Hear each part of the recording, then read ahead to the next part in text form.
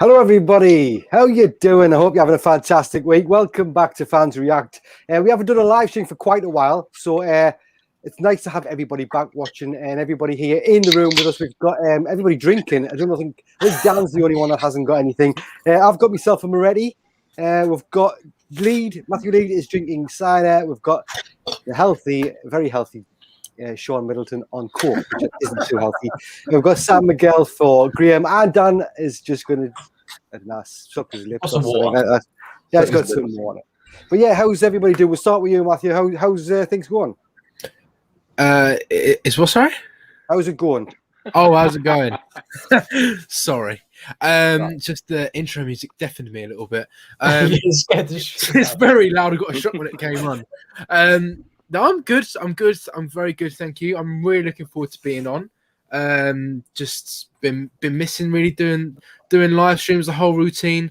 Today I've had a bit of time, get myself ready for it. Usually I just roll out of bed and sit here and then go on the streams. But no, I'm looking forward to this evening. So yeah, I'm really good. Excellent. And Sean, are you healing well? I was at the hospital. When was it yesterday? I think just saying a doctor and Nosy, he was just explaining what had happened and how far the break is. But I'm going to be in a sling for the next 4 to 6 weeks, so it's not ideal, but is what it is.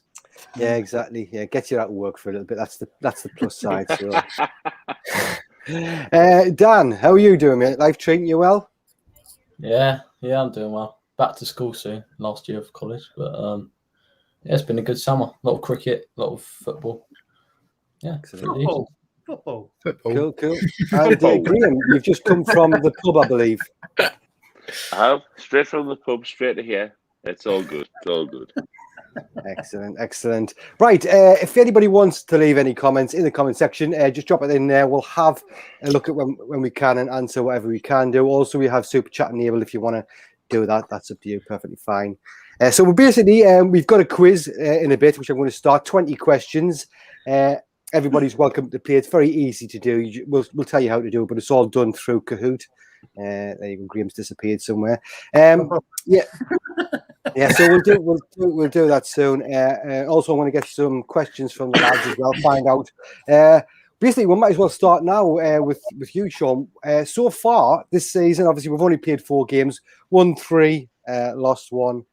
How are you rating our start so far? You happy? I think it's been a pretty good start, to be fair. When you consider the Burton game, I know Matthew and Dan went to that game, and I watched it back home. Considering that game as well, we should have gotten something out of that game, at least a point. We've won the other 3, so I think it's a really solid start, and I think Lee Johnson needed that as well in mind, because I think there's a lot of fans who were sort of undecided about Lee Johnson. I'm still on the fence, but look, it's been a good start, and I mean, it was announced today about the Sheffield Wednesday game that's going to be postponed. But just when you start in good form and you're playing well, you don't want to break. You want to just keep the games going. But I mean, it's been a relatively good start, and especially that win Tuesday night against Blackpool, who's obviously in the Championship. So I'm happy. We've got to keep it up, and I still think we need to bring in 2 or 3 players before the window shuts. Go get 2 good quality players and show like we're main business this year, and we're gonna finally get out of this lovely division that we're in. Yeah, definitely. Before I go to somebody else, we'll just go through the chat, see who's actually in with us. At the minute, we've got 40 people in. Just smash the like button as well, if you don't mind. We've got Clayton Edwards, one of our moderators. Hello, mate. Ethan Dixon, regular. Joanne Punchin, top moderator there. She's always helping us out. We've got Adam French. I've seen him on Twitter quite a few times. Hanny95, Sunderland FCBR. A hug from Brazil. Let's go, guys, he said. Nice one. Does anybody else say Hug. Ethan Dixon, rhythm is a dancer. Ross Stewart is the answer. There is goals flying in from everywhere. That's true. You got to sing the song as well, Paul. Hey? I'm not singing. I'm not on the X Factor. Not yet. Steve O'Donoghue, I think that is pronounced. AJJ as always, and DZ Weathers. Evening, lads. So yeah, thanks everybody that's joined us so far. Matthew, are you happy with how we've started the season? Obviously, we've only lost one. Got some new signings there. How do you think it's going? Apart from the Burton game, it's all gone, to be honest, better than I thought it would. Obviously, before the season started, and obviously we did a stream on here, and this was my predicted league thing here, which I've got, and I got pelters for this, to put in Sunderland in 6th place, because I wasn't as confident. Obviously, it's only the first month, but we started off better than I thought we would. Burton game was wasn't great, but I think the Burton game was just sort of one of those games really where it just wasn't really our night. It wasn't our night really. I mean, 3 chances should have been like, first time McGeady's put through 1-on-1 on goal. You'd expect McGeady to score. He didn't. And then McGeady's put through again. It was a good shot, good save by the keeper. And I think Ross Stewart also had a shot as well. But we had plenty of chances. And obviously Flanagan's header right at the end. We all thought it was onside, but maybe he did go offside. Hello. I'm on stream, Dad. Watch out. Hello. Oh, sorry. Are we All right. Hi, everybody. Burgess rubbish. Hi, Yeah, Paul. but at least we've got Jack Diamond there. Not for long. He's rubbish as well. Yeah, that's fine. Were you finished there? So no, I know. I was just saying that. Burton really wasn't one of those games, really. But it doesn't matter, I think we can afford to lose games, really, as long as it teaches us lessons. And I think it was good. I'm looking over here because I got my fixtures list over here because I'm organised. Wigan, obviously, good win. MK Dons, good win as well. AFC Wimbledon, there's no reason why we can't win tomorrow. So as long as we win tomorrow, I think it's been a much better month than I think it's probably going to be the best August I think we'll ever have, really, because we always have a fairly average start, maybe win 1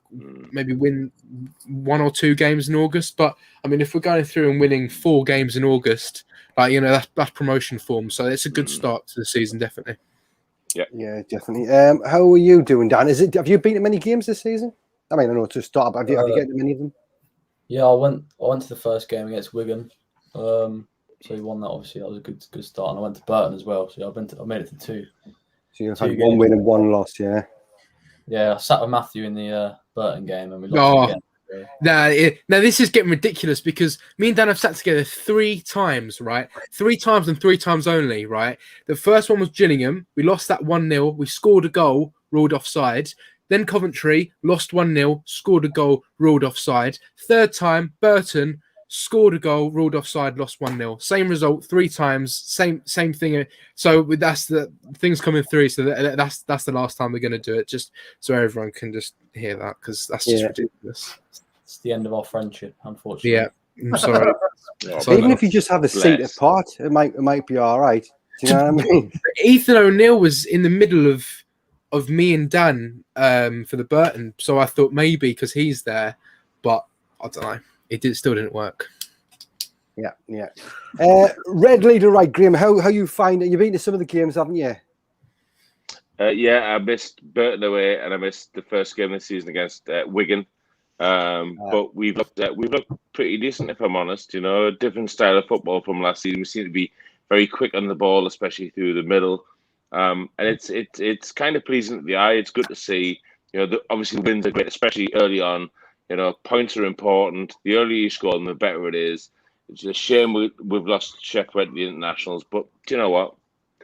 It is what it is. We just don't want to be in a situation come like February, March, April, where we've got a massive backlog with internationals. But at the minute, it looks really good. What's it like being back in the stadium again with all the fans, no limits? What's it like?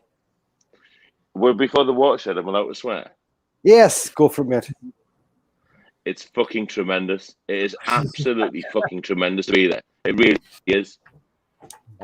Good. I can't wait to get to. I haven't gotten to a game yet, and I'll not get to many this season. But I want to try one game. I do want to get to because I've got some friends down here that support Ipswich. They came up the Stadium of Light with us one time, so I'd like to go to the Ipswich game. I thought they were a great set of fans when we played them last time. So, yeah, that's what I'd like to get to. Anyway, Matthew, so we've had some new signings this season. How do you rate them? If you just give us a sort of like brief viewpoint on each signing, if you don't mind. Well, I mean, just on most of the signings, they've all been like really young players, maybe apart from Pritchard and Corey Evans. And I was kind of thinking with that, I wasn't too sure. It was either going to work out really good, and you know, when we sign them, people are going, "Oh, this is really good." You know, it looks really positive. Us signing young players, and they can push on and do well. It kind of works the other way as well. If we start losing games, and people go, "Well, why are we just signing young players with no experience?" You know, it won't do us any good. But obviously, it's gone well so far. Sirkin signing, I think. There's a few players there with really, really good potential, but I think they'll need a few games to sort of get themselves in and get in the full swing of things. Also with Dan Neil as well. I mean, it's his like first proper season, you know, and he started I think every game, and I think he's been really good. But there's still parts of his game. I think the physical. Like it was proven against Burton Albion that although the players we brought in, they're young, maybe like quite small as well. We wouldn't brought in really physical players, and that's in most League One games. You're going to come up against teams that are not so much good, like technically good at football, but really, really physical. And that's where we could maybe. I think for the last few seasons, we just haven't really had big physical players.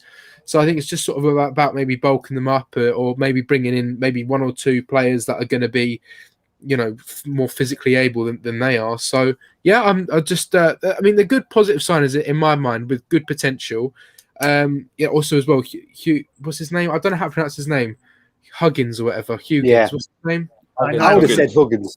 Niall Huggins. Yeah. Huggins. Yeah. I think that's good. 4-year deal as well with him, and he looks quite. You know, I mean, I wasn't actually at the Blackpool game. I wish I was. It looked brilliant, but apparently he played quite well. And you know, if we have him for 4 more years, I think that's a positive sign. He can only get better. So yeah, no, I'm actually quite pleased with the signings. Would like a few more, and also Vito Manoni. I think that would be brilliant. Oh yeah, definitely. We've got somebody in the chat actually. Adam French said Patterson should be our number one. Could be another Pickford. I think a few people on Twitter has mentioned that. Yeah. Second account. Morgan Pickford. Yeah, we could talk We need about Morgan. that. We need Morgan. We need Morgan Pickford. Oh Yeah. God. Alan P. Thompson. Hello everyone. Sorry I'm late. No worries, mate. Thanks for coming in. Paul Giles just retweeted your show on Twitter, lads. Thanks for that. I'm sure everybody knows who Jazzy is, but if you don't know who Jazzy is, just do a YouTube search for Jazzy, and he's got a great YouTube channel. So go and check him out. Big Nige TV's here. All right. Mandy Gray, hello lads. Hope you're all well. I think Mandy Gray is here for the quiz. She usually does really well. Absolutely. So yeah, Sean, how do you rate new signs? Who's looking good for you? Obviously, standout performer for me is the young lad at Callum Doyle, 17-year-old. Yeah. He's got something about him. He's got that big quality. You know, he's not scared to put a foot in, and he's got good positional sense. I mean, we were desperate for a left back. I think Dennis Sirkin's come in. He looks decent. I think Flanagan started the season well with Callum Doyle, so that looks okay. I wouldn't rock the boat and change it. If it's someone's working, don't change. We need the right back because Winchester was playing right back, so Huggins other night. I'm not sure if he was at fault for their first goal. I can't remember, but the early signs he looks like he's quick. But obviously, I'd like to say more. Obviously, his defensive side. That's what he's there for, to defend. So I'm not sure yet. Corey Evans looks the part. I mean, he looked brilliant against Wigan. You know, when you see something like Corey Evans, he's not like outstandingly brilliant. But when you've had Max Power and you've had Scowen and George Dobson, players like that, and then that's 2 or 3 a year, and then you get somebody like Corey Evans in, you see somebody who can steady the ship in the middle, pass a ball, pick a pass out, look great in the middle. So hopefully he gets back soon. I still think we need a striker.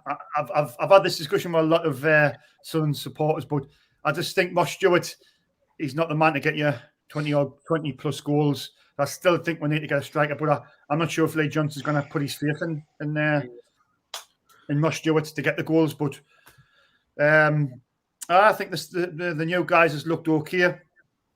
Obviously, I think Hamilton, obviously, he's you could see he's classed as a new guy because he was out on loan to Blackpool. I don't know why that happened, but I think he's going to be a big player for us this season. Hamilton, he done very well. McGeady, once he comes back to full fitness, you know, you've got the best player in the league for me. He's just got that bit of magic. But still, I still think top 2 for me, we're still 2 or 3 players shy.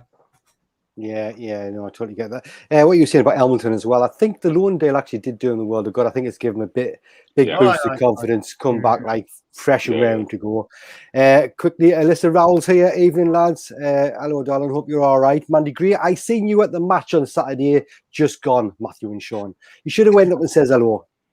If you see them again. Yeah, we'll be live. We'll plug it quickly. We'll be live at 1:45 tomorrow. Standing in the same place. It'll be quite a nice day tomorrow. Yeah, don't you think so? Yeah. Good. So, Yeah. Sean might have his pink shorts on as well, so come and see that. Definitely. That's worth seeing. Just for That's that. worth seeing. Yeah, exactly. Like you see, Matthews has said that we'll be there out in the same place, 1:45 going live. So please tune in if you can.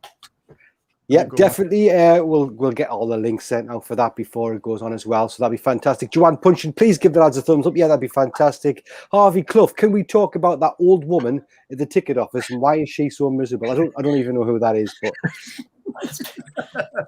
there's obviously somebody that works there that's not the happiest tool. So anyway, Steve EM, can anyone agree that Wimbledon number 4 really played really well and is what we are lacking in midfield? I don't really know what to go. I can't remember. No, me either. Dan, new signings. How do you rate them? Are you happy with them all? Yeah, you can tell the big difference it's already made from signing players. Like anyone who you can get on the free in League One who's played a few games, and then a difference of going to Prem teams and getting younger players and signing them up on long-term deals. Also, I think it's like their attitude as well. I really like the look of Noel Huggins. I mean, I've never seen him all my life, but his interview really got my attention. The way he was so like passionate and eager, and he looked really keen to like get going, and he wanted to improve and learn and take the club up and up the league and that. And because normally when you interview new players, they just say the same old things like, "Oh yeah, it's massive club and all that." Lovely fans. He genuinely sounded like interested and keen to get going. So I'm excited to see what he's got. Corey Evans, I think, is a really sensible signing. Just an experienced head in the middle. If you're going to play Dan Neil or O'Nien alongside him, you need someone else who's just more calm. And I feel like O'Nien, if O'Nien plays, he's a bit all over the shop. You know, he needs a bit of help to cool himself down. And then obviously we got Sirkin. I don't think he had his best game at Burton, which we watched, me and Matthew watched. Again, it was one of his first few games, so you can't really judge him. He looked like decent attacking wise, but he did look that Smith for Burton who scored. He was a handy little player, and I'd say he was dominating Sirkin attacking, Sirkin defending. But he was probably the Burton's best player, to be fair. So he was probably the toughest one to mark. Who else was there? Broadhead. He looked lively when he came on at Burton. Obviously, I'm just going off the games I've watched because that's the only ones I've seen. He had a few shots on that day. Like as Matthew said earlier, their keeper was just on a madness and it just wasn't going in. He was just saving everything. You could tell it just wasn't our day on that occasion. And then obviously Callum Doyle as well. I think he's just the class above, really. So calm and composed, 17 and dominating, and how he wins the headers and like the size of him. He's only going to get quicker, stronger, bigger, better. Yeah, and even more clever. So yeah, I'm really excited by the signings. I do agree with Sean. I feel like we do need probably another striker. I feel people are being distracted by Ian O'Brien just because he scored a hat trick in the week, saying he's like the best player in the world. When I've seen him many a time when he's done absolutely nothing. And my opinion still hasn't changed on him, and it didn't really on Mike either until White scored for a considerable long period of time. So yeah, I don't. To be honest, Will Grigg and Ian O'Brien nowhere near good enough for a team that wants to be promoted. They should be playing for a team that just sits in the mid-table, happy days, and we need to be getting better strikers in. And I feel like a young, fresh, quick backup striker to Ross Stewart could be a decent little option, I reckon. Excellent, yeah, totally agree, mate. Go quickly back to the chat. My son gives Sean a spud, so he probably had about a dozen of them at least. But yeah, next time you're there, just just say hello. Just say I'm Mandy Gray from the live streams. One Rovers Vlogs here, Charlie. Big up the panel. Keep smashing the content, lads. So close to 1,500. That's right, very close to 1,500. So if you're watching this and you're not subscribed, do us a favour, just click that button. Brian Gray, Wimbledon's number 4, and their team captain was very, very good last week. Very professional after the final whistle too. Big Nice TV. People who see I on Sean's interviews are just clowns. I don't know what's happened there. It's gone sort of semi-viral because of one of the guests that was on there. But yeah, it's just a bit of fun at the end of the day. I think a lot of it's beer fueled as well, especially after the game. It's even when we're not live. Me and Sean are standing there, and someone just walk over. I don't know. People love doing it. It's went nuts on us. No. I mean, I've started doing it myself when I was last year. Do you want a cup of tea? I just don't understand why we are bringing in all these fullbacks. Like, I'm liking the depth, but we need a striker. We cannot rely on Ross Stewart. Yeah, fair point, mate. All right. What? Yeah, the eye is getting on my wick. Joanne Punchin's had enough of it. So there you go. I've got a feeling we're going to see Mark Gibbon tomorrow. I don't know what I've got for it. I've just got a feeling he's going to pop a lamp tomorrow. Yeah, well, you've sort of made him sort of semi-famous now in Sunderland, haven't you? So. Dobson has returned. This is bigger than the Ronaldo returning. I think he's talking about you, Dan. I literally had to check Sunderland's Twitter to make sure we haven't re-signed George Dobson there. I was like, what do you mean Dobson's returned? Gosh, go for it, Sean. The one player I forgot to mention, and I apologise about this, and I think he's been brilliant. I don't know what you lads think. Dan Neil. I think he's had a really good start of the season. That game against Blackpool, that's just one of them. But watching him, and he's always looking to get the ball, and he's always looking to pass it forward as well. He's always looking like a positive. He's a positive player. He's got massive potential. I think Dan Neil. If Lee Johnson get the best out of him, I think we're going to have a really good player there as well. But I've been really impressed with him, and I think it's something we've missed the last couple of seasons where it's always side to side and backwards. Well, Dan Neil gets it and just look like for the positive forward pass all the time, and that's what I mean. Long may it continue. Yeah, excellent. Right, Graham, we're over to you now. Hello. What's your thoughts on the signs? We've obviously, we're getting positive comments from the rest of them. Are you just as happy, mate? I honestly thought I got away with it, but never mind. Away we go. I think Ross Stewart in particular gives us so much more that Charlie White didn't. He'll run after a ball, he'll chase a ball, he'll hold a ball. So that Charlie White never ever did. So to me, he's kind of come into his own. I'm very impressed with Pritchard. Pritchard's looked good in the games he's played. Dan Neil, Sean, you mentioned Dan Neil, that pass that he slid through where O'Brien scored at Blackpool the other night. I mean, Jesus Christ, what incredible. Absolutely incredible. I think Cirkin will kind of grow into it. He hasn't been outstanding in it, but he hasn't been terrible by any means. And like Callum Doyle, for example, Callum Doyle is incredible. Some of the stuff, 17-year-old, incredible. But for me, it's not just him. I think what he did for Flanagan on Saturday against AFC Wimbledon, Flanagan was outstanding. And where the hell did that come from? Completely unexpected. But the team seems to be like a completely different team. Playing to want to go forward, not just to want to hold on to the ball to run it amongst themselves. It's possession football, play it forward, and we've looked absolutely bang on. Really, listen, we were unlucky against Burton. Really unlucky against Burton. No matter how many times you watch that, everybody's got an opinion. I don't think it was offside, and I'm sure other Sunderland fans didn't think it was offside either. But you know what? Sometimes in football that happens. That happens. So yeah. But on the whole, very impressed.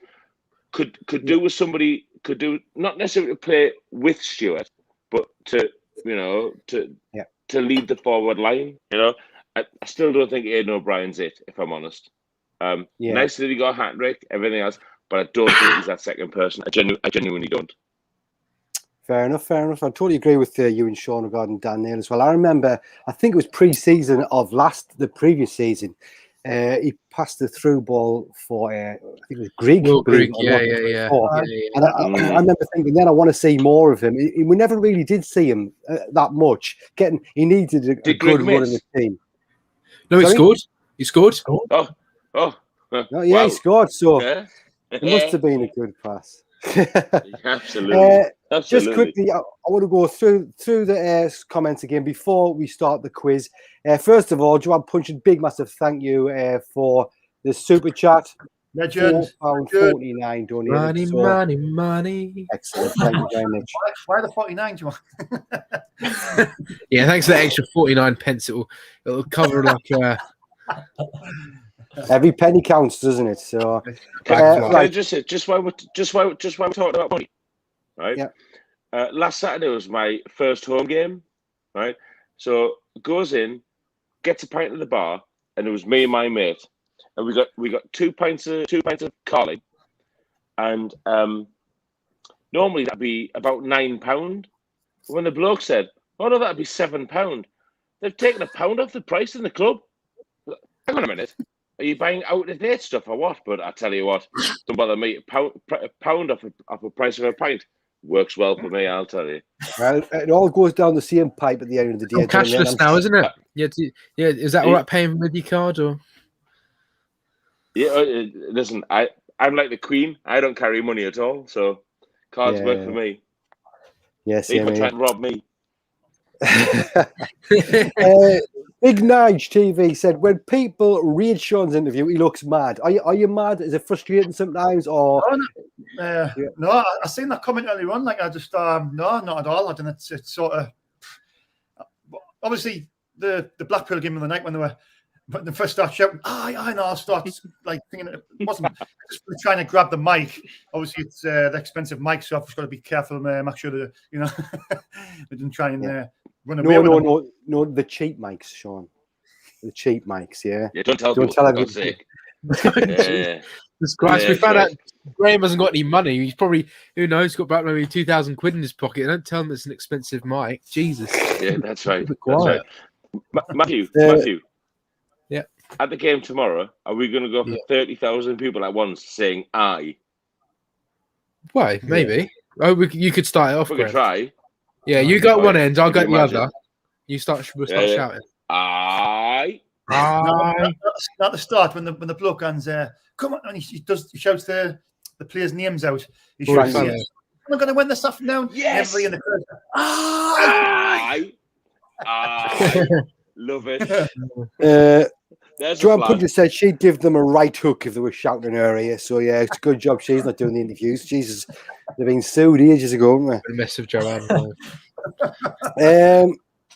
Jason Ashman, everyone who was writing off O'Brien either didn't watch the game or failed to say that his quality, one of the two. He has to start tomorrow for him.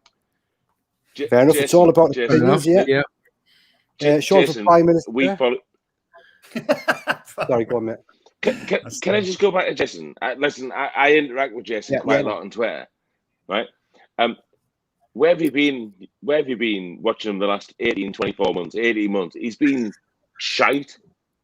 Don't get me wrong. He kind of deflected stuff from White a bit, but let's not make out that he's a hero because he scored a hat-trick against Blackpool in a cup game that Blackpool probably weren't that interested in anyway. Don't get me wrong. The win's great, and we're in the third round. Newcastle United aren't, and all that. Fucking tremendous, right? But he's not some kind of hero. Let's not put it out there that he is some kind of savior of something, because he just isn't. He just isn't. Yeah, that's fair enough. Fair enough. Yeah, I do agree generally with Graham. I know he's had that last game was really good, and he has got moments of quality, but I just do think to get promoted, we could do with a better striker than that. But yeah, like we said earlier, it's all about opinions. Anyway, we're going to move on now. We're going to do the quiz. So if you want to get involved with this, it's going to be very, very easy. How long have we got before it starts? What do you need the toilet like? I need the toilet. I need a pint. Come on, mate. We'll wait for you. I'll get it set up, mate. 2-2. Gary Rowell could score more goals than Will Grigg in this league, and he's 50. Yeah, I totally agree with that. Right. I'm just going to have a little look here. Get this Kahoot up. Get this screen shared. Where am I? Am I still sharing the screen? Am I? Yeah. Just put it on Kahoot, and I'll put it on the thing. There you go. Cheers, mate. Press the full screen thing in the top right hand corner. You see the 2 arrows there above the music icon. Oh yeah. Press that. Right. There you go. Nice. Sorted. Yeah. So anybody that wants to play, go to www.kahoot.it. It'll just ask you to put in the game pin, which is 6754102. It'll ask you for a nickname. So call yourself whatever you want. We've had some funny ones in the past. Obviously, if you're like me and you're not very creative, then just put whatever you want down. We've got Mandy Great and Jason already in there. So yeah, like I said, I don't know if I said earlier, but we've got 20 questions. I've given a minute for each question, but I will probably skip it sooner than that. I just wanted to make sure that everybody had enough time. So yeah, it's all pretty much. I think the first 10 are about Sunderland, and then we've got 10 about sport. I think the last 5's to do with movies and sport. So, cool. Can you see where it says @ can you just click on that and remove it? Because that's me. I was trying to type in my name and my finger slipped and I pressed enter. Just to remove that, please. Yeah, cheers. Yeah, no worries. We've got Ian Sun 1975, Mad Mackham 72, Ram Your Butt. That's a nice one. KLD plus dogs, whatever you want. I think that's because I said you can call yourself whatever you want. So there's a good one there. So we've got 8 people. I do want to try and get to about 20 if possible. But the more people we have, the better. We've got Hanny in here now. IP freely. Yeah, I think that's pretty much what Graham's doing at the moment as well. I've just arrived just in time to hear that. Yes. Dan Miller. Dan, I don't get that. Jan and Villa mixed with Dan Neil. Oh yes, yeah. Jim, we've got I here. Right, that's 12 people. We need a few more. Is everybody in the video? I'm in. Joining. I'm in. Are you playing, Sean? How do you join, Lee? I don't know if you got you got some. Have you got your phone, Sean? I have. Okay, go into Google and just search Kahoot.it. Kahoot.it, yeah. Yeah, and then press the first thing, which is that enter game pin. Have you got that? Game pin, yeah. Game pin, and then enter that game pin at the top. 657402. Right, okay. 4102. 4102. Are you playing, Graham? It was also 675. Yeah, I'm in. Excellent. Denver Fume. Alyssa. Just give yourself a name and then press enter. I'm trying to guess who Graham is. I think you're I. Is that right? Nope, definitely not. No, I reckon he's Denver Fume. Oh, are you Jim? Nope. Elated Llama 16. IP Freely. That's not me either. It's got to be IP Freely. Oh. It's got to be Dan Manila. Nope. What? Are you Alyssa? Guess again. No, I think Alyssa's Alyssa, if I'm honest. Oh, Dave the Rave. Is that you, Sean? That's him. Don't pretend that's not you. What's that? Dave the Rave. Dave the Rave is Sean. That's not me.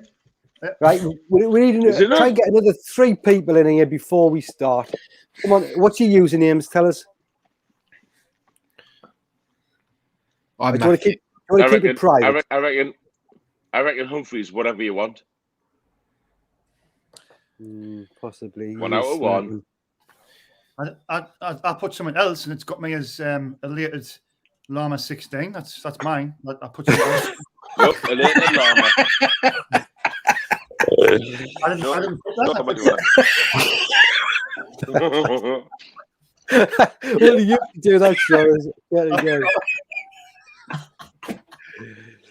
I put some. I'm not telling you what I put, but they must have. We've got Eden McGeddy. So a couple more people. I'm going to click start. So if you haven't joined yet, come on. There's 40 people watching. We need 2 more just to get this game going.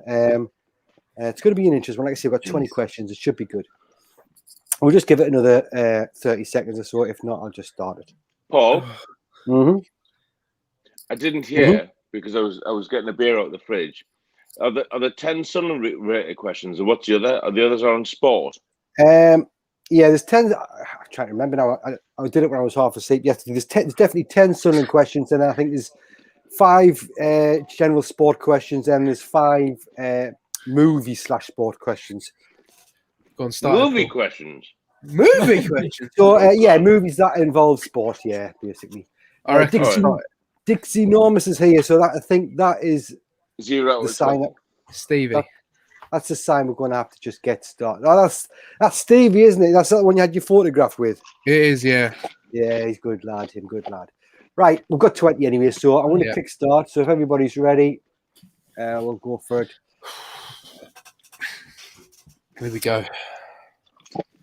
So the questions as quickly as you can. You get more points. So on the 4th of August, Sunderland beat MK Dons 1-2. How much possession did we have over the full 90 minutes? Was it 37%, 44%, 51%, or 67%? Oh, no. MK. Obviously, this is a bit of a guess, really, but got it wrong. Oh shit!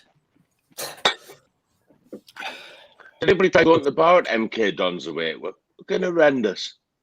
How? I found you there, Graham. How's that mine? No, you found me outside of the bar. In the bar was horrendous. Yeah. Right. Has it done? I've got 20 answers and 20 people playing it. No, I thought it normally just went. I'll just click skip anyway. The answer, one person got it right. Really? Who? Does it say 37% possession. We had poor possession. MK love a bit of possession. We got the win. Yeah, we got the win. It was the same actually the time we played them before as well. I think it was even less. Yeah. It's like 35%, and we won that one as well. I think they're the most in the league normally. Give us that name, like I don't understand that thing. I know you could have come out and went back in and created a new one, but we like that one now, so don't worry about it, mate. Right, so I don't know who that one person was, but well done. We're about to find out. Oh yeah. Dixie Normus. Dixie Normus. There you go, of course. That's Steve. There you go. Nice one. Question number 2 coming up now. Ross Stewart wears the shirt number 10, 11, 12, or 14. I'm not sure.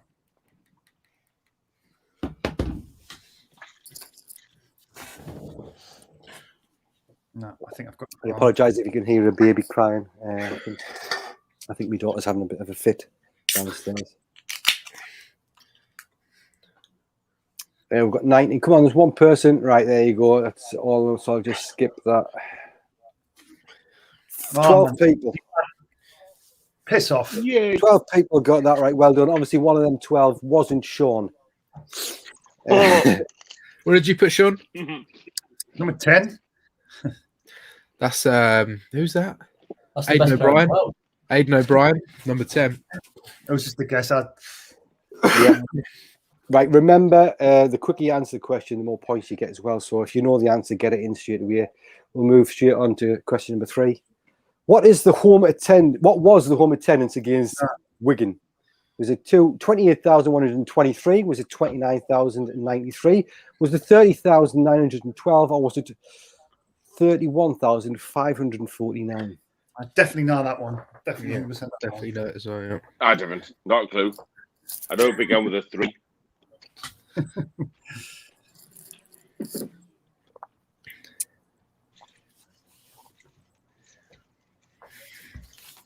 Right, we've got 19 answers. One more person, and we can skip this.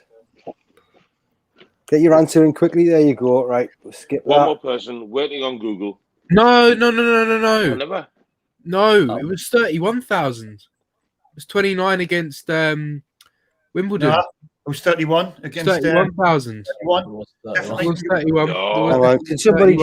Can somebody check that for us? Because it's definitely 31,549. Because I remember it was at least 31. Yeah. Was. I don't know where I got. I can't even remember where I got the information from now. Does it tell? It doesn't tell you on the Google thing, does it? I apologise if I am wrong. But that's what I got from somewhere. I'll put it up on the screen if you can see. Yeah. What's that? 31,000 what? Yeah. 549. 549. So you probably if I've just entered checked- the right answer, but you didn't click it as the right answer. I've probably put the wrong one. So everybody, I do apologise. There was 9 people got that right. It is going to affect your score, unfortunately. But guess what? You're not winning anything other than pride. So don't worry too much about it. Next one, let's just see if that's affected anything. I do apologise, like I say. But yeah, Mad Mackham's moved up a bit closer. Alan PT's in the top 3 as well. We'll move straight on to question number 4. AFL Cup hero, hat-trick hero, Aidan O'Brien is how old? Let's get the wrong one. Surely. Just a guess. Just a pure guess. Pure guess. I'm going to clue. Honestly, I've not got a clue.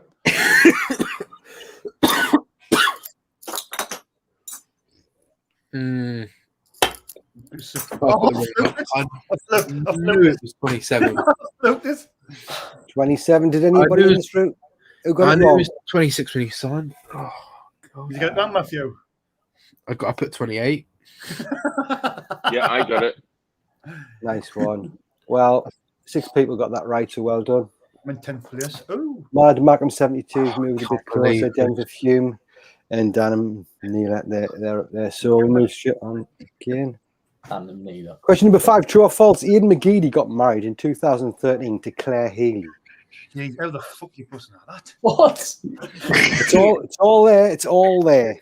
If you're mad about Kermit the Frog and Miss Piggy together? I was there. I was his best man. I can only imagine. Another 5 guess. more people. Just a guess. Oh, bollocks, man. Bollocks. Bollocks. There you go. Most people got that right there. Mad Mackham's still in the lead there. And we're going to go straight on to question number 6.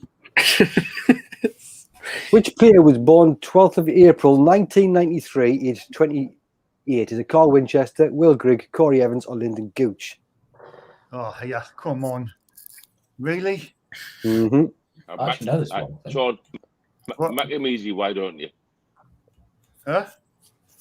Why don't they make him easy? That'd be nice. I've just guessed it anyway. I reckon it's not Will Grigg. Will Grigg's older than 28. He looks about 58. Especially to come out with Nando's. He loves his money, I was going to say, yeah. Carl Winchester. Wrong again. I'm going to be The lost majority did get that right, so 7 people got that right. Corey Evans is older and Gooch is younger, so it must be. There we go. That's the leaderboard as it stands. Move straight on to question number 7.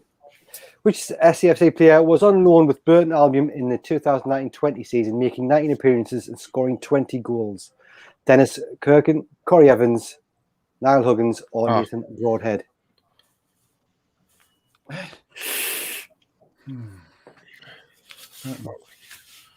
Can only be one. Highlander. I haven't got a clue.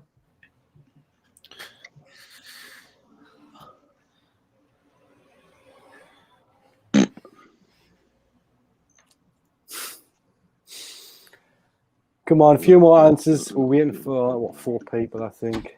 I've got this wrong enough. 3 more. Come on, 3 more people. Get your answers in. Not a chance. Yep, Not a chance. Right, I'm going to skip it anyway. We'll skip. Yeah, skip it. Go. 12 people got Nathan Broadhead right. Yes. Fluke it. Bollocks. Get in. There you go. So let's have a look at the Absolute leaderboard. Oh, back in. Still there. Whatever you want. Second, Matthew, Dixie Normans, and Mandy Gray. Where's the elated llama? The elated Llama 16. Not elated anymore. I can't believe it gave me that name. That is brilliant. Number 8, true or false? Since signing for Sunderland, Luke O'Neill has scored 11 goals in all competitions.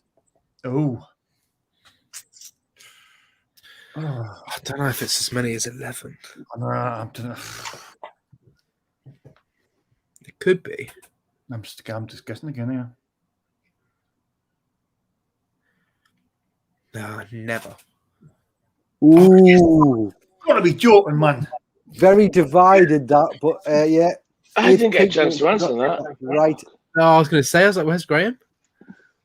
Obviously, Matthew got that right. You could tell by all the air fist pumps there. Mad Mackham's dropped down the leaderboard a bit. We've got whatever you want, Matthew, in the top two. Straight on to question number 9. Which Sunderland defender has scored 10 goals in his entire senior football career? Bailey Wright, Denver Hume, Tom Flanagan, or Frederick Alves?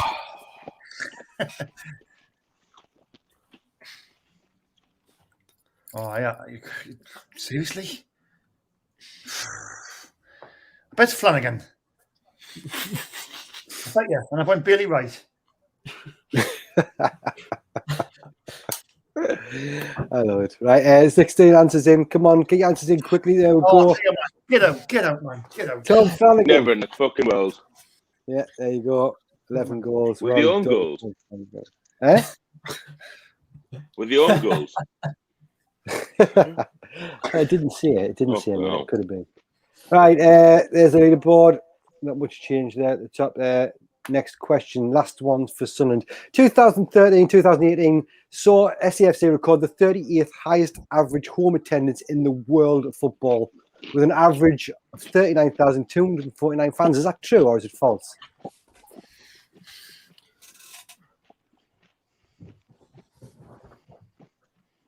Oh, The 38th highest average home attendance in world football. That's some achievement there, if that's true. Is it true? Clicking on the laptops there instead of on my phone. Right, it was true. 5 people got that one wrong. Right, I think we're on to just some general sport questions now. I've got 5 of them coming up, so let's have a look. Number 11.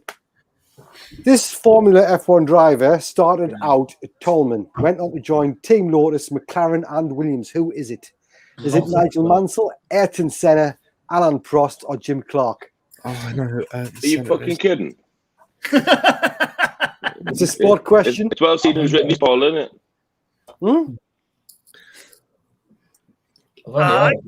Well seen who wrote these. I got a feeling I got this one correct. Ayrton Senna. Get in! Over. Come on. Oh, get out, man. Get out. Well done, Matthew. Right. Next question. Unbelievable. Number 12. Who is the current world number 1 ranked tennis player? Is it Rafael Nadal, Roger Federer, Novak Djokovic, or Casper Ruud? I definitely know one. I pressed the wrong one. Pretty certain. Press the wrong one. Pretty certain. I pressed the wrong one. Yes. Oh, I could have put Djokovic as well. Novak Djokovic. You're making mistakes, Matthew. I pressed Nadal and I thought knew it was Djokovic straight after I pressed. So Matthew's dropped down to 3rd. God's sake. Top. Right, next question. Number 13. In cricket, how many times has England won the Ashes? Is it 101, 106, 108 or 111? No idea. I expect Dan to get this one right anyway. Oh, no. Come on. Jesus Christ.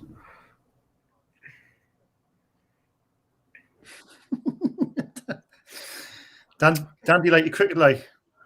Yeah, mate. There you go. 106 times. Oh. 4 people got that right. It's a lot of time, that. Yes. I think Australia's won it an extra 20 odd times, I think, if I remember reading that right. Yeah, it's every 2 years, and they alternate who's playing home and away. So. Yeah. Right, not much change. Matthew's dropping down the leaderboard. Question number 14, true or false? In 2009, Jamaican sprinter Usain Bolt set the world record in the 100-meter sprint at 4.58 seconds. Oh. No way. Is it true or false? Nearly as quick as Jack Diamond. There you go. Yeah, it was 9.58 seconds. So unfortunately, them 3 people probably just read it quickly and fell for the trap. But yeah, I took 5 seconds off that. Congratulations to the 14 people that got that right. We'll move on to question number 15 next. What's the highest score you can get in snooker? Yes, sir. Yes, sir. 180, 124, 147, or 100? 180. 180. It's the wrong sport, isn't it? Giving people clues. There we go. Yeah. 15 people got that right. 2 people said 124. Unfortunately, you're wrong. Right. We've got 5 questions left. This is to do with movies and sport. Oh, God. So people that can win, yeah, we've got obviously whatever you want. Dan Naylor, he could probably catch the rest. I think they're a bit far behind. I didn't put the last one as double points. I forgot. But here we go. KLD plus Dog has the highest answer streak of 4. Nice one. Question number 16. Which sport features in the movie Cool Runnings? Is it ice skating, skiing, steeplechase, or bobsled? Oh, yes. What movie? Oh, it's classic. Mm. First SFC says it takes me 4.58 hours to go 100. It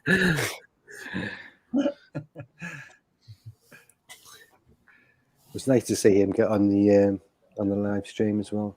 Yeah, 15 people got that right. 2 people said skiing. Unfortunately, obviously those 2 people are probably quite young and have never seen the movie, so you can be forgiven for that one. Move straight on to question number 17.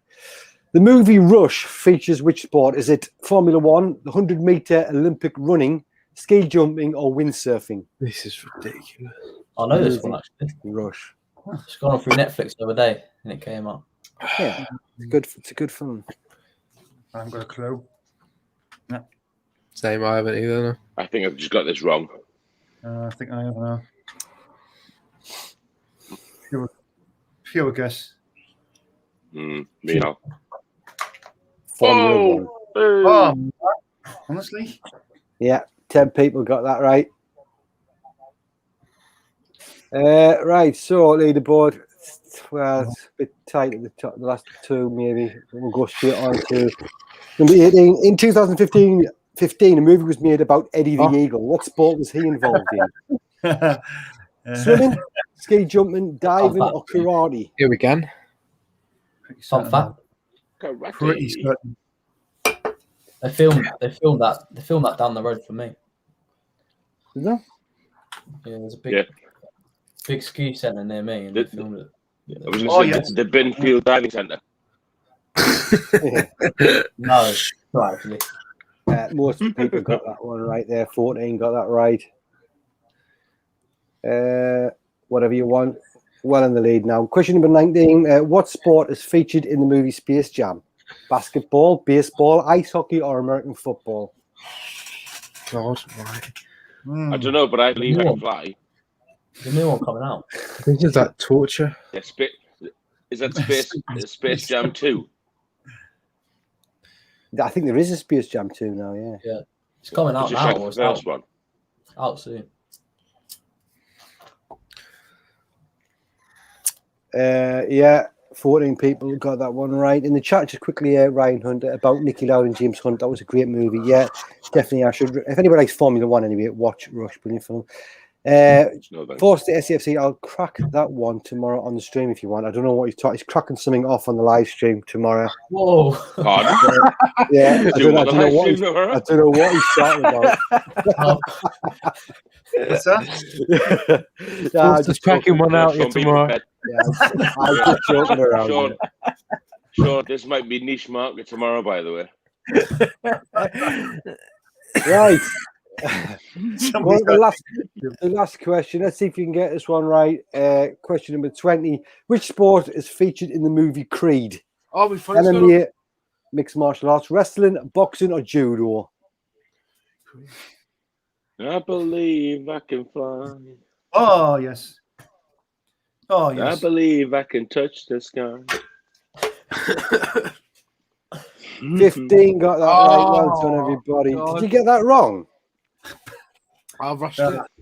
Oh, Yeah, funny.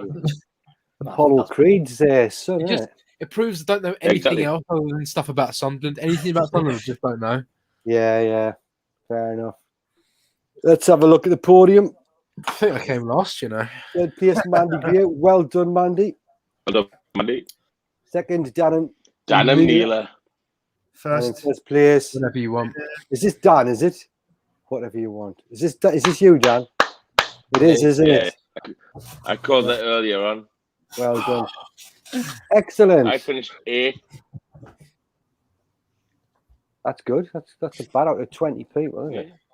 Got the cricket one wrong though. That was me. All right, we need to stop sharing this now. Stop sharing. Excellent. Right. Thanks, everybody that took part in that. Did you enjoy the quiz, lads? No. Yeah, it was good. Different.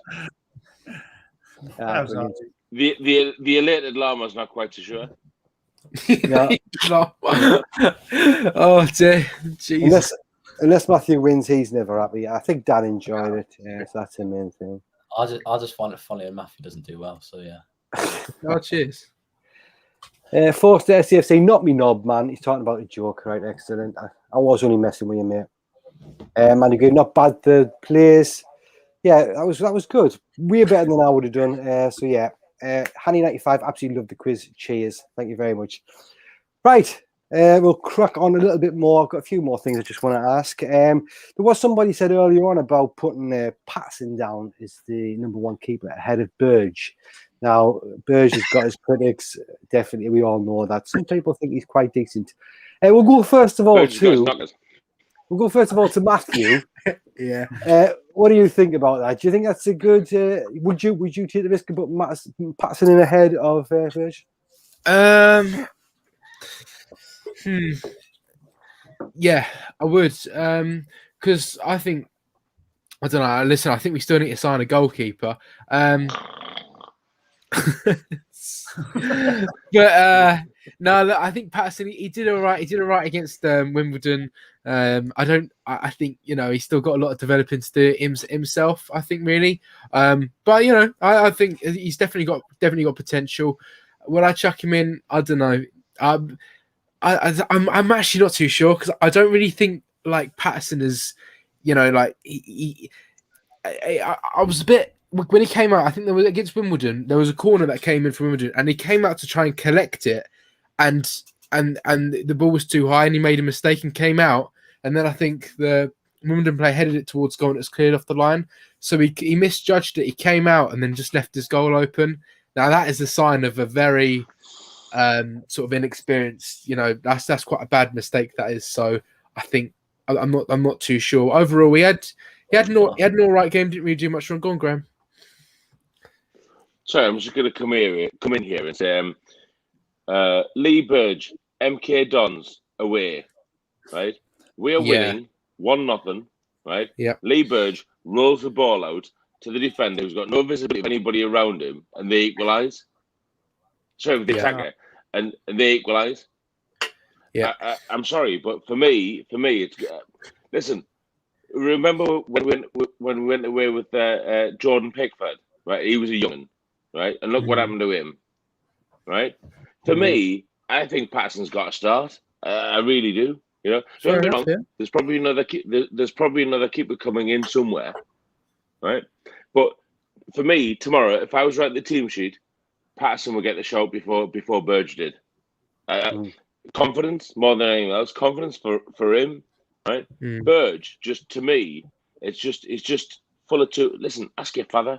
Me and your father spent 3 hours on the train together talking about how shit Lee Burge was. Right? Yeah. No. 3 hours, right? So to me, Patterson to start, just go with what we've done this season. Bring new players in, bring young players in, and let's see where it takes us. Yeah, no. I'm ready for the pelters, by the way. I'm ready for the pelters. very expecting penalties. No, I do agree. And to be honest with you, I don't really care. Do you know what I mean? Whether Patterson starts or Bird Sorry. starts. I don't really... Who changed Sean's name to the innate alarm? I've just spotted it. That's obviously Matthew. That. Sorry. Sean, would Patterson start for you tomorrow?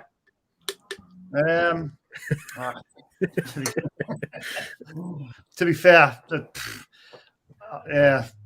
I'm a big fan of Lee Burge, and I think he did cost us a lot that season. So obviously, saying Patterson, that save he done the other night was quality. Oh yeah. In the second half, where it was a bottom left corner, it was a really, really good save.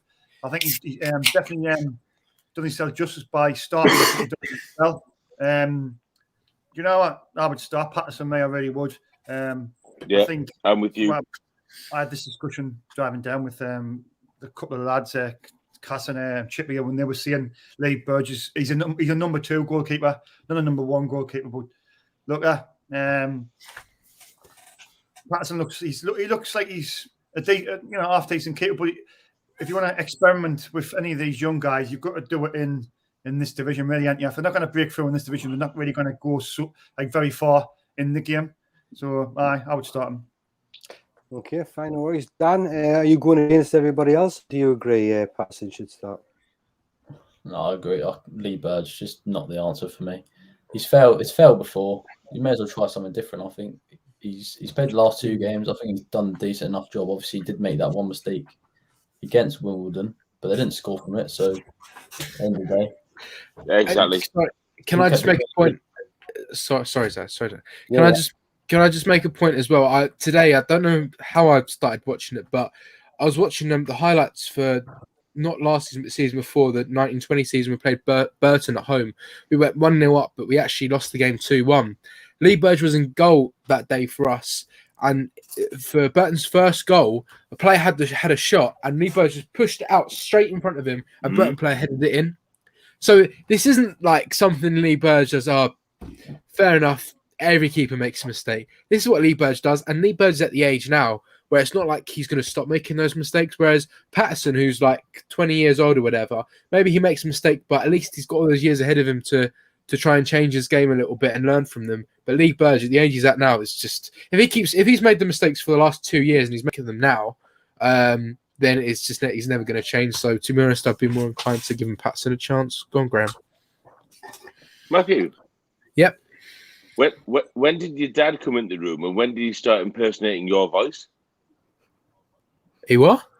Because that sounded exactly like what your old man said to me on the train to Newcastle the other week. The anti-Lee Burge stuff. The Lee Burge stuff? Matthew's lost. Yeah, anti-Lee Burge stuff. You sounded just like your dad when you said that. Did I? Well, he is my dad, so... Yeah. Well, exactly. Yeah, no, exactly. I think personally, I don't think Burge is absolutely horrendous, but I can see what everybody's saying, and I've always been a fan of bringing the youth through, so the younger players. So I would probably start that. What's the chat saying on this? What's the chat saying on this? Well, I'm busy on because look, I've just switched you over there. They're talking about a few other things at the minute, but I do want to ask you about one of the questions, your favourite weird days. But before I do that quickly, I just want to ask anybody that if you're not subscribed, click subscribe, and there's a little bell icon at the side of subscribe. That will notify you when we do upload videos. And also, any content from now on that we decide will be released on the app Fan Hub. If you haven't got the app, it's quite a good app. You can pick your line up, things like that. We're not being sponsored by them or anything like that, but they are showing our content on the app. So yeah, if it's something you'd like to check out, just go to your app store, your Play Store, and download Fan Hub, and you can watch our content on there as well. So that'd be fantastic. Right, I'll just get the comments back up 2 seconds there. I was just going to read out what they were saying about Patterson. Sorry? I'll just read out what they were saying about Patterson in the chat. Got something there. Just read it out, mate. Yeah, well, Ben Allison said Patterson's a starting goal. Yeah. Adam French, I would rather have a one-armed Sean in goal than Burge in goal. So I think we know where we feel. And David said competition for places is the only way in any team, which I agree with. You've got to have competition. And Patterson, I think, proved very good competition for Lee Burge. And why not give him a chance? So, yeah. Yeah. I mean, you guys get to the games, watch all the games than me. I just think League One, and I know he's not a great keeper, but I just don't think he's horrendous, Lee Burge. But I do think Patterson's a good start. He's not horrendous for a team that is all right with being in League One. Do you know what I mean? Like a team like give us an example of a really bad team like Accrington Stanley. Okay, no, I maybe stick because Wigan have played in the Premier League and stuff, but Accrington Stanley, I think League One's been, huh? So no. I need a team as an example of that. League One is the highest level that they'll ever play at. So Accrington Stanley, for example, is the highest level that League One's probably the highest level they'll ever play at. So having a goalkeeper like Lee Burge, they're all right staying in this league. You know, AFC Wimbledon, team they're all right staying in this league, but we're not. You know what I mean? Like, don't accept Rob. Just like having a player saying, "Well, it's League One, so." You know, he's rubbish. I kind of know that. But it's like you kind of got to think, right, well, he's not very good, but we want better than this. It's all right for a team that's happy with being here, but we're not. You know what I mean? And it's just shown last season. Anyway, I'm not going to get into this. Go on, Graham. Just one quick question. Where do you see Lee Burge in 5 years' time? Where do you see Patterson in 5 years' time? In a new... What Lee Burge? Probably just I don't know. It's still in this league, I reckon. Accrington Stanley. Where do you see Patterson in 5 years' time? The thing is, that's a very hard thing to say when he's only played like 2 professional games. I mean, how old is Lee Burge? Like 52. Like, I don't know. Come on, 30. Like 20. He's 28. He's still quite young for a keeper. He could still develop into something good. He could still. Players, especially goalkeepers, don't just stop developing when they get into the 20s. Surely, I mean, some goalkeepers have been in the Premier League in the 40s. So I don't believe in writing off his career completely. I think he could potentially do something in the future. That's all I'm saying. Lee Burge has he's never even the game that he played against us at the Stadium of Light. We scored 2 goals, and those 2 goals were because of his mistakes. Like, who was watching that and going, "Yeah, get him in"? Do you know what I mean? Because it's just there's so many other better keepers that we could have had. I really don't think if Lee Burge is going to get better, then let him get better somewhere else. I don't want him people going, "Oh, they're going to learn their trade at Sun." But the thing is in this moment in time, we need players who are going to be good now. I think Gooch against Wigan, I thought he was absolutely brilliant, right? However, but people 3 years ago in League One were saying, "Oh, just give it a few more years and he'll be good." Lyndon Gooch is now good, but 3 years too late. You know what I mean? We need players who are good in this moment in time. Thank you. So that's what I'm trying to say. No. If he's going to be good in a few more years' time, he's clapping the comment, not you. Huh? You're clapping the comment. Sorry, I'll just take that as a compliment. Sorry, I just take it as a compliment. I thought I'm doing well here, aren't I? No. But seriously, like, if he's going to be good in a few years' time, then great. But he's not good now, and I don't want him. I don't really want him now. So I want players that are going to be good now. If you get what I'm trying to say. No, I totally get what you're saying. I'm just trying to be the advocate here and just get a bit of conversation going. Anyway, I've just seen a comment there about getting Vito Manoni back to the club and selling Grigg to facilitate that. I listened to somebody the other day, Sky Sportsman, Tom White. Heath Downey. Tom White. Not that twat. No, Tom White, not Jim White. Tom White. Tom White. Tom White. The son of fan. And he was talking about Grigg will move on by the time that the transfer window closes, and that will facilitate a move from that young lad for that young lad from Sheffield United, that Jefferson. Oh, I hope so. That There's 15-year-old. been a change to that, I think, because Everton. Because apparently we were going to get him on loan, but apparently Everton have bidded $5 million permanently for him. So I think that's all. Oh, really? I see. I missed that. Yeah, Sorry, the last few days. So that was permanently. So obviously that throws a spanner in the works, I think. I find that quite amazing that Everton sell us Everton loan us one of their young'uns, and then they're going on a permanent deal for somebody else. It's quite odd, isn't it? Because that Broadhead came from Everton, did he not? On loan. Yeah. Mm-hmm. Yeah. Which ones have we actually signed permanently to us without being a loan deal? See, this is what I'm thinking as well, because I was looking at Silent, and then I was looking at Hugh. What's his name again? Someone help me. Huggins. Huggins. Niall Huggins. Huggins. So Huggins. I was thinking about him, and then in my head I was thinking, oh, well, he's just on loan to the end of the season, because we've had so many signings, and some of them have been like Doyle was a loan. Whoever we've just spoken about's a loan. Sirkin's a loan. I know he's not. He's permanent. He's permanent. See what I mean? Everything. I'm not sure. Permanent. He's permanent. And then Huggins, and I thought, oh, he's only. And I see a 4-year contract. I'm like, oh, okay. So I don't really know. It's all over the place, really. I got to be honest with you. These footballers that have signed on long-term deals, that benefits the football club as much as it benefits the player, because if they do well in League One and we're good enough to get promoted, then they become Championship players. The value just increases so much. Get them on a 10-year deal. They belong to us. Get them on a 10-year deal. Yeah. Get them in like what Pardew 8-year deal. Interest repayable by Wonga. Yeah. Have we? Somebody said Kirkham we've signed. I think is he our player? Like is there? Well, Cirkin's out here. Cirkin signed permanently. Huggins signed permanently because they both were at the clubs, but the contracts I think ran out. So the other free agents, I'm pretty certain. I don't think Sirkin's contract ran out. I think we bought him. Not certain. That's a smart thing. So we bought him with like saying if we get promoted or anything like that, we give Tottenham bonuses, and the same thing with Huggins as well. So if we get promoted, then we'll give Leeds like don't know, like a KLD's house in Malibu. You know what I mean? Yeah. Go ahead, Dan.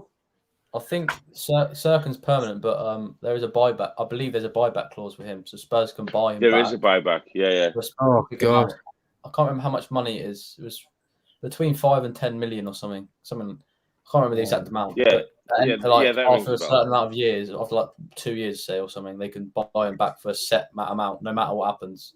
I don't like that. I don't like clauses like that. I don't agree. I think you should have. The player should either be securely yours or like just loaned. There shouldn't be any grounds. That's what Chelsea. Why not have a clause like that? At the moment, Chelsea have got young players, and they're all selling them for like low millions, but they've all got buyback clauses. So if they all of a sudden like that, this is going a bit off topic. But this guy called Livramento, who's at Chelsea, he's gone to Southampton. He started Southampton's first 2 games in the Premier League. He's been really good and all that. But Chelsea, he went permanently. But Chelsea have like a buyback clause for like 10 million or whatever. So in however many years, they can just buy back all their old youth players that they've sold on previously when they've all developed. And so it's basically like a long-term loan for some of them, pretty much. So they can buy them back for a set price, no matter what happens in the future. It benefits Tottenham. It benefits Tottenham, doesn't it? Because Daniel Levy's got all the money in the world, really. As well, because the player's guaranteed. If he doesn't do well, he's still got a three-year contract with Sunderland. And if he does do well, then he's going to get bought for more and then be on more money in the future again. So I think it's definitely good business sense for the team that's sold them on, and like you say, it's probably good for the player as well. But I don't think it's good for fans as such. Like if we have a player plays absolutely fantastic, we want to keep him, but then where he's come from can just suddenly go, yeah, we'll have him back now, thanks. Like that's going to be a bit shit, you know what I mean? I think if you turn it around and saying if we were to swap positions and we gave Tottenham a player, so we're in the Premier League and Tottenham in League One, we gave Tottenham a player that was in our youth that said buyback clause, we would all be sitting here saying that's a great idea, that's a great deal. If he's good in a few years, get him back that much money. But when it's the other way around, it's bad for us. You know what I mean? If we're in a position, in a few years' time where Sirkin's one of our best players. Yeah, he's winning games for us. He's putting, assisting the strikers, putting great crosses in. Then we lose him for not that much, £5 million, where someone would be offered to pay a lot more money for that. Of course, it's bad for us, but it's good. It's good for Tottenham, and they're clever in the way that they do deals, really. So I think it's kind of you do understand it, but of course it's bad for us. But if you look at it from their perspective, it's good for them.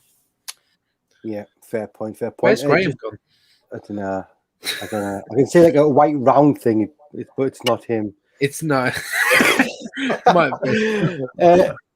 Then Alison, SCFC, said, Dan, Matthew, Colin and Graham, are you all travelling to the game tomorrow? I don't know who you think's Colin. Colin Roberts, your brother. Yeah, Colin's not in here. That's me brother. So if you're thinking I'm Colin, he's 6 years old. That's Ben Allison, because he met us in the pub in Sunderland, Paul, and he was with Colin as well, so he's probably asked about Colin. Yeah, he was sitting next. Colin will be going to any home game. But yeah, he'll not be. I don't know. Dan, you going to the match tomorrow? No, I'm playing cricket. I've got 2 more league games of cricket Saturday. And then after the 4th of September, that's my last game, and I'll be going to more then, I think. So, yeah. I didn't realize, because I've never actually met Dan. I've seen him loads of times in the streams, but I seen you on one of the live streams the other day. I didn't realize you were like 10 foot tall. Do you know what I mean? I was like, Jesus Christ. Taller than me. Yeah. I've met Sean and Matthew, but I haven't met Graham yet either. So yeah, I'm sure we'll all meet up. I'm tall and fat, just for the benefit of the team. Yeah, fair enough. No, looking good. Looking good. I've got a few questions I just want to get to before the end. I haven't used the cashless system at Stadium of Light. Has anybody had any problems with it? Like, Sean, do you think it's a good system? Somebody on here is saying that I feel sorry for the older people. I was just about to say it. It's, some of the older generations, they might know how to sort of use it, etc. But I think it's easy, really. It's a good system. I tried the first game back. I wasn't aware of how you paid for your drinks and stuff, but she basically said, "Oh, everything's what's it called again? Cashless." Cashless, yeah. Everything's cashless now. I went, "You're kidding, aren't you?" But I think that some of the lasses and were getting a bit stick for it. I went, it's not their fault. It's just the latest technique. It's easy, isn't it? But I just feel sorry for the older people who, Yeah, I suppose a lot of it is due to this pandemic bollocks as well, where you're touching money and it can be sort of infected or whatever. So I can see why they're doing it. I think a lot of companies have started going down that route. Just big thank you to FTM 1879, who's also Steve, who's been streaming that. He's tweeted out our stream and said another quality stream from SCFC Fans React Team tonight. So thanks for doing that, mate. The more views we get, the better, and the more subscribers. So click that subscribe button, like button. Quickly, I'll start with you, Matthew, on this one. What's your favourite away game? Where do you like to go? Sorry, I was literally just going to say on the cashless thing very quickly. Oh, no, go for it. Yeah, go on. I think the longer it goes on for, the more people will get used to it, basically. So they'll know, because it's new to them. So when things are new to people, like when this badge first came out, people were like, "What the hell's that? We want our old badge back." But then people get used to it, like, "Oh, actually, it's quite nice." So when the things people get used to things, they'll be like, "Actually, it's okay," and people will be used to, they'll be getting their Apple Pays on their phone, and then it's a lot easier than trying to get out cash, and then trying to also as well. There's such long queues and trying to get your change back, and you get your change, you drop it all over the floor, and you're like, "Oh, it's a bit of a nightmare." So covered in piss, covered. Yeah. I remember when they decided to call it the Stadium of Light as well, and everybody was pissed off with that. They didn't like that. There wasn't many people I knew anyway that thought the Stadium of Light sounded like it good. I mean, they were used to Roker Park, obviously. Yeah. They couldn't call it Roker Park. It wouldn't have worked. But I know what you're saying, man. It's just change. Some people don't like change that much, but once you get used to it, it's okay. Anyway, so my favourite away day. Probably favourite one I've ever been on. Now, I think when we were in the Premier League, I only saw Sunderland win twice in about I reckon 7 or 8 years. Well, I've been going to the game only saw us win twice. That was my first game in 2009, and then Fulham away. So probably have to say Fulham away when we won 4-1. Just nick mine. Sorry, but yeah, me and Dan have been watching Sunderland for only like a limited number of years, so there's only going to be that one. There's not been many good times. There's not been many good times. No, I'm thinking that in the League One as well. I really enjoyed when we beat Gillingham 4-1. I really enjoyed that. Was a really fun evening. That was pretty good. But I mean, even God. I don't know. I quite enjoyed MK just gone, really. That was quite nice. Being back at an away game for the first time. I quite enjoyed that. So, yeah, I mean, if I had to say one, probably the Fulham game. Fair enough, Matthew. Quickly back to the chat. Lauren Kenny. Sorry, guys. It's really late. I've been wiped out since getting second vaccine yesterday. Feeling better now. No worries. Thank you for dropping in anyway. Hanny95. Absolutely fantastic. Another £4.49 on the super chat. Appreciate that. It's all good. It'll go into our little account and we can use it to improve the channel or buy some beer, whatever we need it. Yeah. We as you guys know, we do a lot of giveaways. I think we're the only YouTube channel to give an actual season ticket away. We give football shirts away, all sorts. So yeah, keep your eyes for that. There'll be more of that to come, I'm sure, over the next season or so. So anytime we beat the Mags, Adam French says that's a good one. Barnsley away, 9,000 fans, unreal. Wolves away, Wolves away is absolutely brilliant. Sean, what's your favourite? You must have been to many grounds. I mean, it doesn't have to be League One. What's your favourite away game, mate? God, that's a tricky one. Doesn't be many good ones where you're sort of happy, like, but most recent times, I'm trying to think, you know, put us on the spot here. I'll probably say Middlesbrough. Was when we beat them in the FA Cup. I think it was the last 16. I think was it? Yeah. I think it was when we beat them in. I think it was after an extra time when one. Yeah.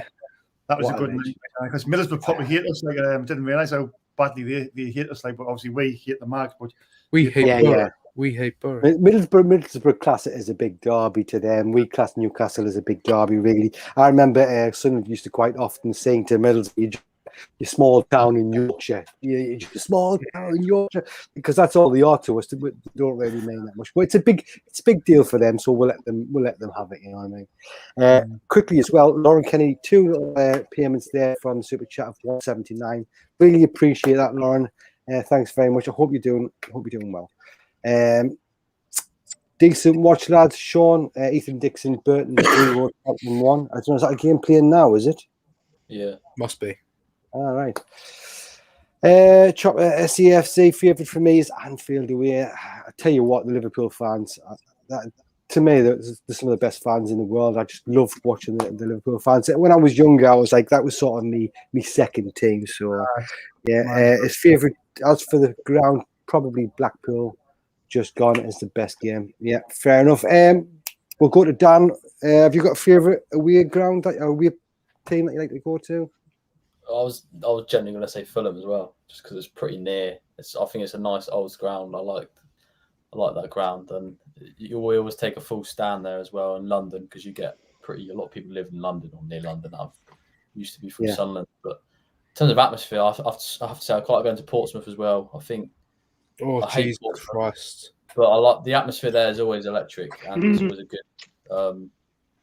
atmosphere there, and it's a nice old school ground. I like going to the old school grounds. But yeah, any ground in London or near me, I'm happy days. Ones that you can take go very far. A big following. No, but ones that have the new grounds that have got the big stands and you can fill out a whole stand, create a good atmosphere, like a Fulham. I tell you what I did like is when I mean it's not well, it's kind of an away day, but when we played at Wembley in the Checker Trade, and just like the night before, because it was all about the occasion and in like Trafalgar Square, and I've never experienced it in my life because I did work in London and I'm in there quite a lot, and I was just walking through the streets near Trafalgar Square, and all you could hear, right, and I'm about 2 miles away, and all you can hear is "We're by far the greatest team," like echo through all of the street, and you could just hear it from miles away. And as you got closer, it was louder. You just sort of see red and white and red flares, and that was, I mean, it's actually the most incredible thing I've ever seen. And then, like, I don't want to say it from a biased perspective as a Sunderland fan, but it genuinely was. Any fans could have done it, and I still would have said that was the most incredible thing I've ever seen. Seen like 20,000-30,000 Sunderland fans like in the streets of London singing, and it was incredible. Kicking footballs as well. That was brilliant in Trafalgar Square. Every time got a football and booted it. Yeah, well, it was unreal. So sorry, that was unreal. No, it must have been fantastic. I imagine if we'd won that as well afterwards, would have been fantastic. We've never ever won at Wembley without with fans there, so it's such a shame. But I suppose that's the joys of being a Sunderland fan. Graham, sorry, I was going to say red leader, right? I wanted to call Graham. What's your favourite away game? I think, like Matthew, look at him. Bored already. I think for me, the Capital One Cup final in London, that literally amazing day. The result didn't go away, but Trafalgar Square before the game, after the game, into Covent Garden, literally somewhere else, absolutely somewhere else. But for me, my favourite away game was when we played Oxford away in the season before, not coronavirus but the year before. It was literally slap bang between my birthday, my mate's birthday, and we did all the pubs beforehand. I love this story. We've heard the story. Did all the pubs beforehand. Lot of drink, gets in the ground. My mate said, "Do you fancy a pint of local ale?" And he literally went like that. Sunderland scored. Went up to our seats and it finished 1-0. We missed a goal, but a cracking day out. Literally cracking day out. Yeah. One of my favourite ones. I can't even remember why we were there. It must have been. It was definitely a long time ago, and I think it must have been some cup game, but it was Stockport away, and we were allowed to just drink pints. We were just sitting there. We had it was obviously plastic glasses, but we were all just getting absolutely wrecked. The atmosphere was fantastic. I can't even remember the result. I was pretty gone by the end of it, but it was fantastic. I just remember the fans being brilliant. I'm going to get your predictions in a second, lads. I just want to quickly see if I've missed anything in the chat. What's that? Just a comment. Just a comment. Roker Park, the best ground, and I wish Matthew and Dan could have experienced Roker Park because it was completely different to what we've got now. Yeah, it was totally different. I don't think I've missed a lot. I think Christian Force SFC is going to try and get on Sean's pre-match live stream tomorrow. So keep your eye out for that. Right. Okay. So we'll go through them. We'll start with you, Dan. Predictions for tomorrow's game. How do you see this one going? Wickham. I hate Wickham. I cannot stand them. Every time I've gone to their ground, it's just awful. I think it's an awful place, honestly.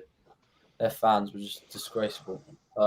Anyway, I think the first. If you look at the scores in Wickham's sort of past, first goal is so crucial. I think if you can score first, I think we could battle them because they have to come out attack. But if they score, they just shit house it so much. They time waste. They dive on the floor. They play for free kicks, corners. Yeah. They take half an hour to take any little free kick corner. They make a sub at a random time to stop the flow of the game. So if they score, but I'm backing us to score first. And I think if we do score first, I can see us keeping a clean sheet. So I'm going to go 1-0 to Sunderland. Fair enough. Who do you think is going to score that? Oh, Daniel's going to score his first senior goal. Excellent. I'd love that, mate. I'd absolutely love that. Graham, you next, mate. Give us what your thoughts on tomorrow's game. I'm not entirely sure who I hit more. But it's Gareth Ainsworth, who've been a horrible fucking cheat. The club, for the way they played the club, the way they did the PPG thing and got promoted and then get relegated next season. So I'm going to say Sunderland win. I'm going to say, like Dan, get them early, get the first goal in, and I think we're going to win 2-0. Stuart to score the first, and Embleton get the second. Nice. Yeah, I'd like to see Embleton get another goal. That'd be fantastic. Me too. Yeah, Sean, give us your thoughts, mate. I'm for 3-1 victory. I think they'll score, but I think we'll have too much, and I think we'll win 3-1. Score was. See, I've got this dilemma. I'm not sure if Ian O'Brien will start them out because I think McGeady's looked a little bit off the pace, a little bit rusty. So I think maybe McGeady might not start him. I think Ian O'Brien with scoring the hat trick. And we're not really fans. I'm a big fan of Ian O'Brien. I think he hasn't done nothing really, even though he scored a hat trick. I think he will probably start tomorrow. I think they might drop McGeady, try and get McGeady back to his best. And I'm going to go for Embleton. I'm going to go for Embleton goal. Ross Stewart. Will Grigg. Luke O'Neill. Will Grigg. No, I totally agree. Before going to you, Matthew, I think about the dropping McGeady thing. I remember when we originally, when Parkinson dropped him, everybody was like, "What the hell?"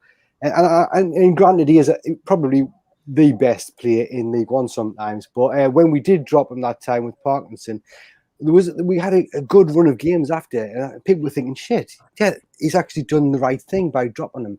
So I think sometimes dropping a player, even if he can be that magical on the pitch, I think sometimes it can be good. It can be a positive thing. And putting Ian O'Brien in the place isn't a bad idea either. So yeah, I can see Matthew wants to say something.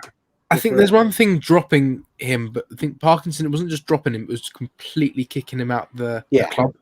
Yeah. So yeah, but I'm not against dropping him maybe for a game or two because sometimes that can encourage a player to wake them up a little bit and say, in fact, I know you are Aidan McGeady, one of the best players in this league, but you're not. Doesn't mean you're any more special than anyone else. So you need to. And encourage his fitness as well. Yeah.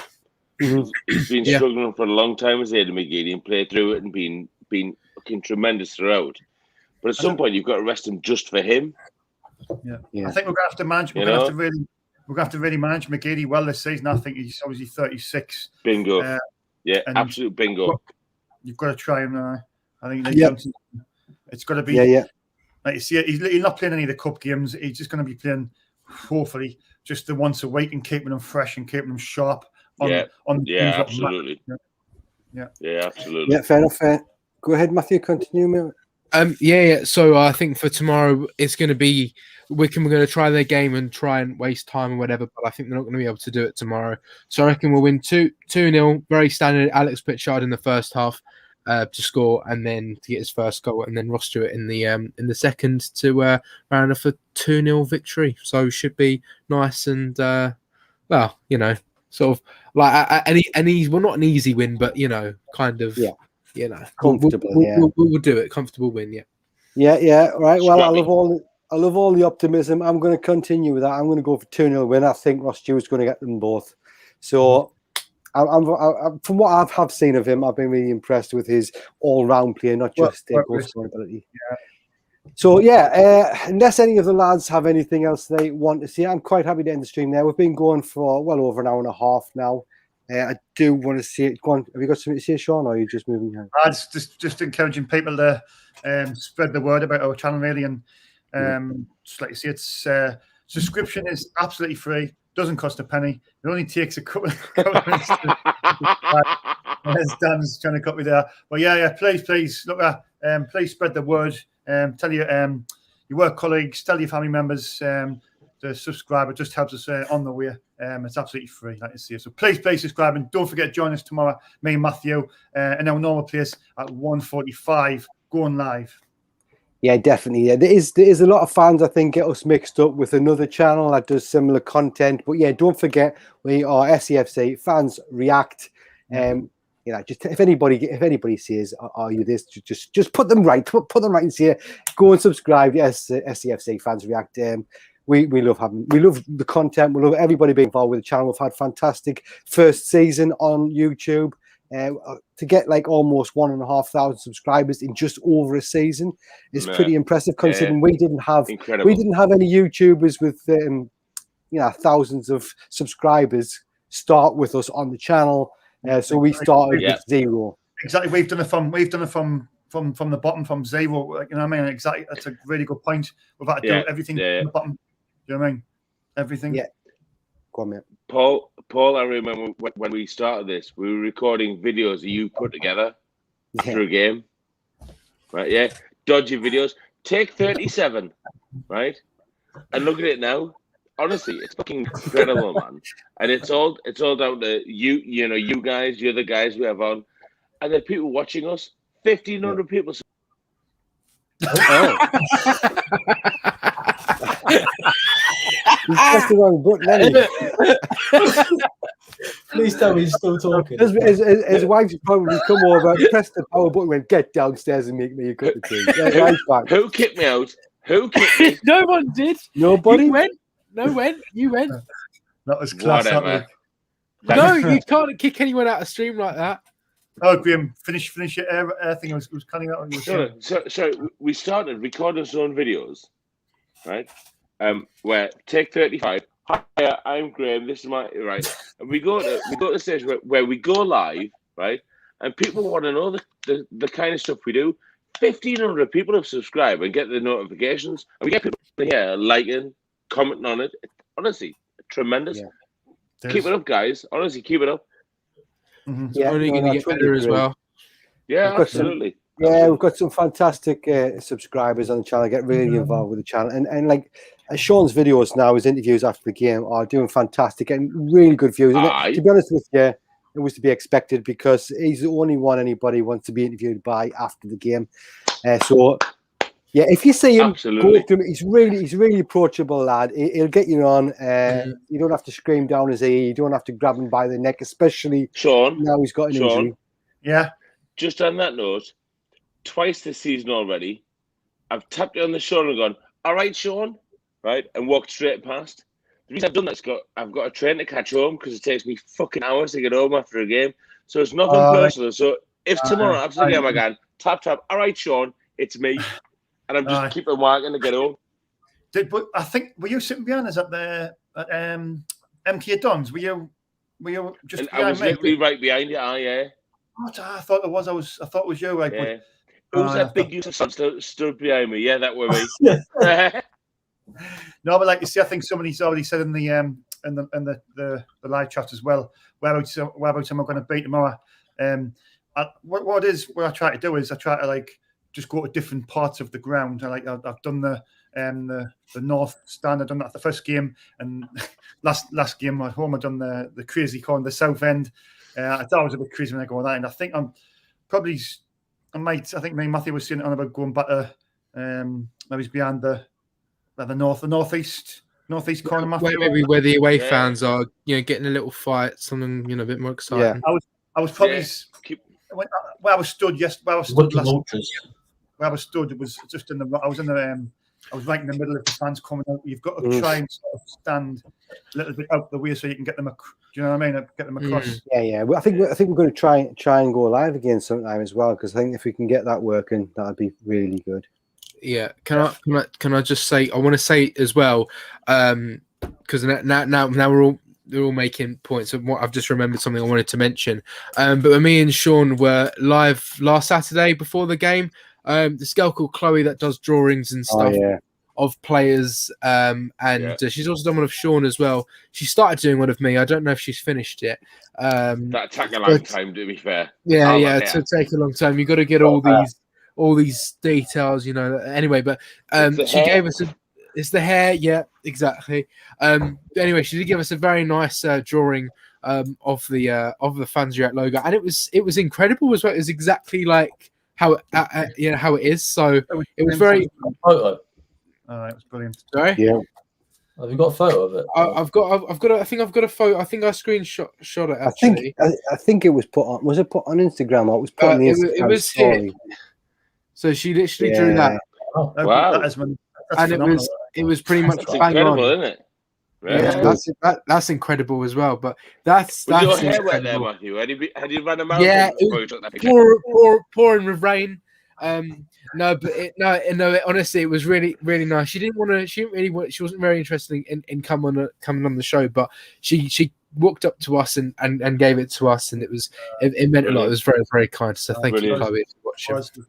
Yeah. She gave one to Dan Neil as well, and Dan Neil showed it on the camera. Yeah, I saw that. Yeah. She's got one Pretty for this cool, game as well, hasn't she? I'm sure I've seen it on Twitter. There's one for this game as well. Yeah. I have no idea who it is. Next, she'll be drawing Graham on his Peloton.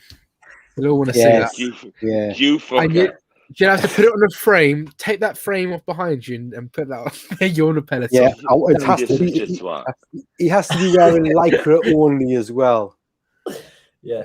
We want to see all the curves. We want to see all the curves, mate. There's a lot of curves, to be honest.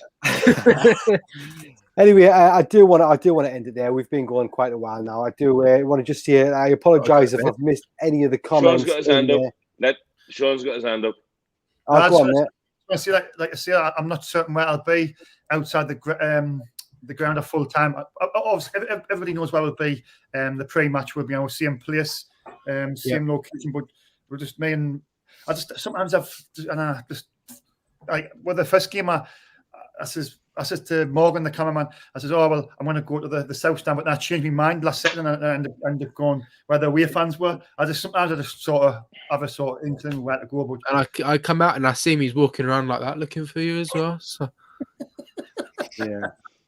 Anyway, Sean. No, that's fine. If you want to get interviewed by Sean, I'm sure you can find him. Just walk around the stadium, you'll see him there somewhere. There's usually a group of people nearby. You'll see Matthew about. I've got a feeling there's going to be kind of few kids in that tomorrow who's going to be trying to just listen for I. If you hear I, follow the I. We'll count how many times we hear it. Yeah. You have to do it. You have to give me a pound every time you hear it. Yeah. Oh yeah. Right. Joanne Pudge said, "Great show, lads." Colin SCFC, hi lads from the Dover Fans Super Show. Excellent. Loads of nice comments on there. Like I say, I do apologise if I've missed anybody, but I'm cutting it there. That's it. Done and dusted. I hope you've enjoyed the show. If you haven't subscribed and you've enjoyed it, why not just click the subscribe button, click the bell, and you'll get notified when we upload videos. And if you haven't done so, just once this ends, just give it a thumbs up. That'd be fantastic. It helps us as well. I want to say a big thank you to everybody that's came on the show tonight. The usual. Graham, Red Leader, right? You can see his Twitter handle there. We've all got our Twitter handles underneath. Thanks for coming on. Dan Humphrey as well. Excellent. Sean, the elated llama. Thank you very much. I've loved having you on. And of course, Matthew Reid, who does so much for the channel. That's unbelievable. Yeah. And for me, Paul, SEFC, Fans React. Check all of us out if you haven't done so on Twitter. But that's it for now. You guys take care. Have a great weekend and hopefully 3 points. Thanks a lot. Ta-ra now.